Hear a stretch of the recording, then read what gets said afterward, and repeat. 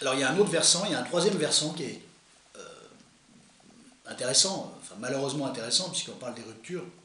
Il y a le cas de figure où, alors c'est le plus intéressant celui-là je dirais, c'est le moins équivoque, mais tout en étant moins équivoque, il est quand même complexe dans sa gestion pour la personne qui est quittée et qui peut entendre les véritables raisons, ce qui est très honnête, que va lui donner l'autre en expliquant je te quitte pour telle ou telle raison. Voilà, pour toutes ces raisons, ou telle raison précise, telle ceci, telle cela. Voilà. Et bien ça reste assez complexe. D'abord, il y a une chose que j'aurais dû dire en amont, c'est que la logique du plaqueur-plaqué, il y a plus d'aisance, même si c'est jamais simple de se mettre face à quelqu'un pour dire j'arrête. C'est très complexe, c'est extrêmement complexe de le faire. Mais narcissiquement parlant, c'est pas la même blessure. Celui qui quitte l'autre n'a pas forcément de blessure, mais celui qui est quitté, c'est une blessure narcissique pure. Il n'y a pas de possibilité de raccrochage par la suite, et il y a du questionnement, il va rester avec son questionnement. Donc plaqueur, plaqué, celui qui quitte et celui qui est quitté, c'est pas du tout la même posture. Alors je ne dis pas qu'une posture est plus enviable que l'autre, mais en tout cas les éléments narcissiques ne vont pas jouer du tout de la même manière, et ce de manière absolument grandiloquente. Celui qui prend la décision d'ailleurs est moteur de quelque chose, et celui qui reçoit la décision de l'autre, il n'est moteur de rien du tout. Il subit, il est passif, il est mis devant le fait accompli. Donc, bien évidemment, plus j'explique, plus vous saisissez la différence de dynamique notoire, absolument considérable entre celui qui plaque l'autre, qui quitte l'autre, et celui qui est quitté. Il y a vraiment des mécanismes narcissiques et des mécanismes de décision qui ne sont absolument pas les mêmes, donc qui vont générer des effets absolument considérables. Bon. Celui qui se retrouve malheureusement plaqué et à qui on explique le pourquoi du comment des choses. Bon. À partir du moment où il se retrouve plaqué, comment lui voyait d'abord les choses avant que l'autre vienne vers lui en lui disant, vers lui, vers elle, hein, voilà, je te quitte pour telle ou telle raison. Voilà. Comment lui ou elle voyait les choses. Si effectivement il y avait, en étant quand même conscient qu'il y avait des soucis dans un couple, voilà, parce qu'il y a quand même il y a des signes, hein, il y a quelques warnings, il y a des signes, voilà, il y a quelques clignotements, il y a quelques alertes, enfin voilà. Eh bien, si cette personne était au courant de ça, quelle était quand même sa vision des choses, voilà. Est-ce qu'il y avait, voilà, est-ce que ça ne volait pas, est-ce qu'il y avait des choses à faire, est-ce que ça allait s'améliorer, quid de son déni sur les problèmes du couple, enfin bon, il y a quand même pas mal de choses à voir.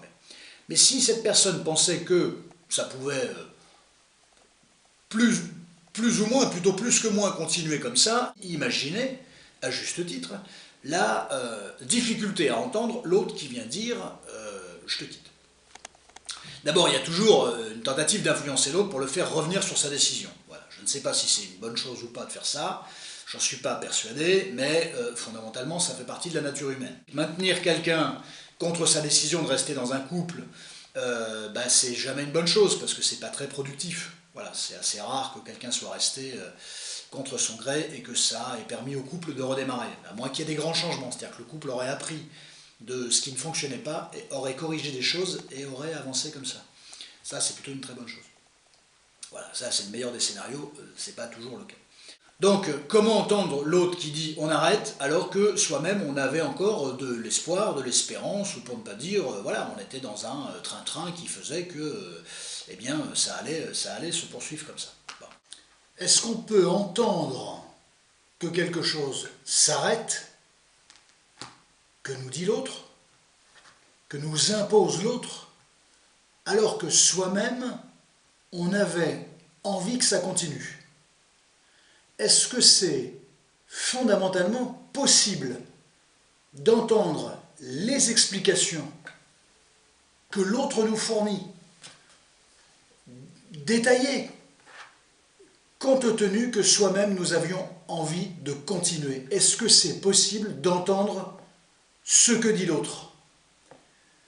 Eh bien, c'est pas que c'est impossible, mais c'est extrêmement complexe de l'entendre. Et ça, il faut être au courant de ça, parce que ce que nous dit l'autre, bien évidemment, on va l'interpréter par rapport à sa vision subjective des choses. Et c'est toute la difficulté de la communication, c'est que ce que nous dit l'autre, bien évidemment, on va l'évaluer avec notre vision des choses. Voilà, mais effectivement, vous avez saisi que c'était très difficile d'entendre, parce que ce que vous a dit l'autre dans une forme de reproche, vous allez l'interpréter en disant, mais oui, d'accord, bon, alors peut-être qu'il y a ça, c'est pas mal. Mais à la limite, fondamentalement, vous allez dire, ben oui, il y a ça, mais est-ce que ça, cette information qu'il me donne, est-ce que c'est une information suffisante pour générer une rupture? Ben, pour vous, non. Pour lui, elle, la personne, oui. Pour la personne qui est quittée, non, ce n'est pas un motif suffisant. Et ça, c'est un problème d'interprétation et un problème de subjectivité. Ça veut dire que même quand celui qui est quitté demande à avoir une explication et qu'on lui fournit, enfin que la personne qui s'en va lui offre, eh bien, fondamentalement, elle, entre guillemets, de manière synthétique, elle ne peut pas l'entendre. C'est-à-dire qu'elle va l'interpréter à sa manière, et elle va évaluer avec ses propres critères que tel comportement, tel reproche n'est pas susceptible de générer la rupture. Voilà. Parce que sa vision à elle est différente, et puis qui plus est, hein, on est dans une logique du « moi je ne veux pas que ça s'arrête », donc eu égard au fait que je ne veux pas que ça s'arrête, ce motif-là n'est pas un motif qui est recevable, ou pas suffisamment pour qu'il y ait rupture. Et ça, c'est tout le problème de l'intersubjectivité, c'est-à-dire quand un être humain vit quelque chose, qu'il en dit quelque chose, comment l'autre va l'entendre. Voilà. Et ça, c'est très très complexe, le rapport à l'acceptation de la subjectivité de l'autre. L'autre me dit ça, et je dois l'entendre, je dois en faire quelque chose, mais fondamentalement, pour en faire quelque chose, je dois l'entendre.